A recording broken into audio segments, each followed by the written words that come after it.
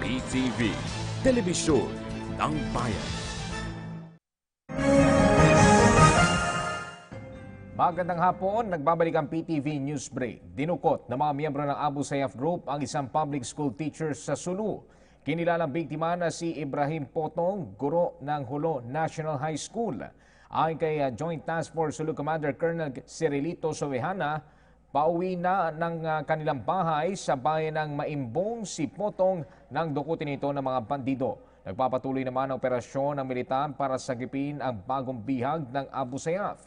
Dahil dito, umakyat na sa 32 ang kabuang bilang ng bihag ng ASG na karamihan ay mga dayuhan.